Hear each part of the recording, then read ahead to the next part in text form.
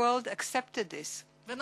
And yes, the Security Council of the United Nations, this organization that normally convenes, and normally we try to just pass by quietly so that no one will see us, or perhaps call the United States for a veto.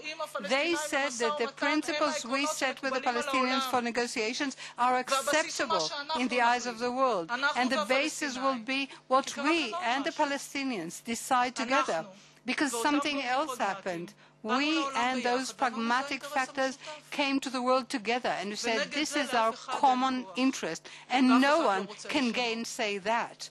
And no one might want to change that. And with this capacity, we can gain the support of the world on other points. And if we raise our heads over and above our little neighborhood, the Middle East, there are other things happening in the world. And there's a new administration in the United States. And there's a whole public in America coming out in the cold, in the snow, looking with hopeful eyes, without a drop of cynicism, up to its new administration. And there are challenges indeed for the leadership of the free world. There's a deep economic crisis, unprecedented for dozens of years, and there are soldiers across the seas fighting the war of the free world against terrorism. And there's a public which is full of hope, just elected a new president, and the whole world is watching them. And now they're watching us.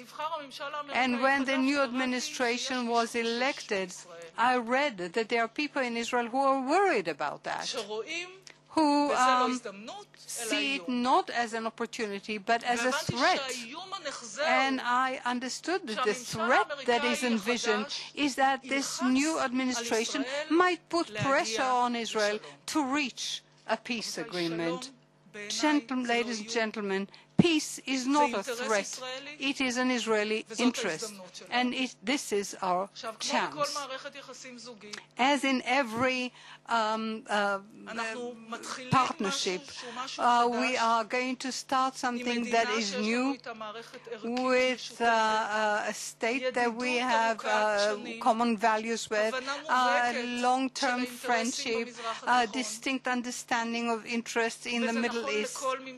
And this is true for any American administration.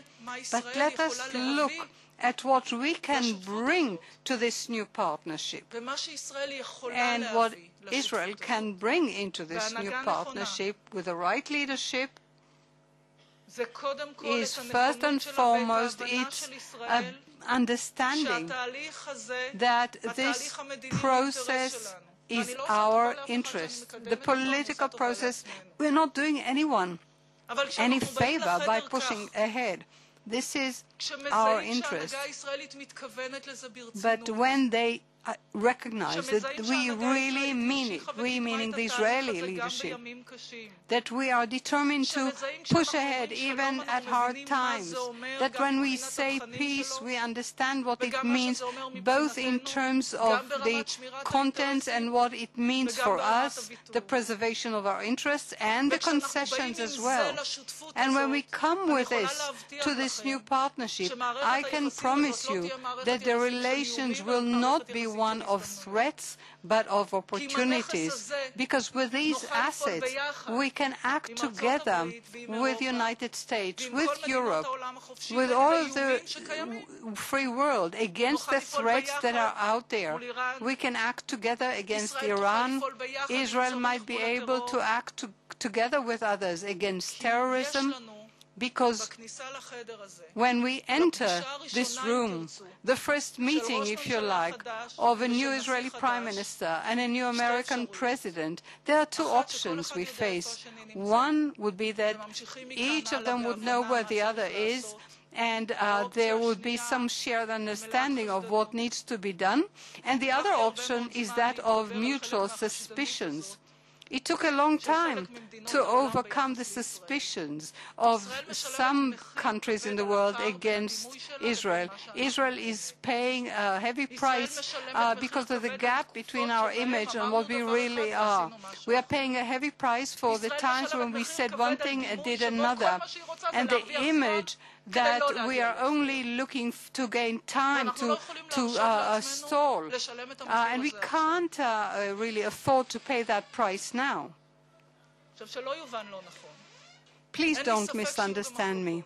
There's no doubt that there are going to be debates as well, and I'm not afraid of our ability, regarding our ability to cope with pressures, because when we are prepared to promote a process, but we also say that we do have some basic principles, and the security of Israel is not just a statement, but a whole series of factors that must be included in every agreement, and implementation is subject to the implementation of those security principles.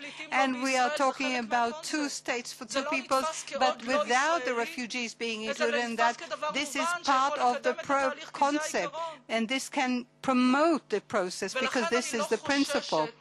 And therefore, I'm not worried about what's happening in the region, and I'm not worried about the new administration. On the contrary, both what's happening here all around us and the new leadership of the free world are opportunities for us to work with them, to meet the threats head on.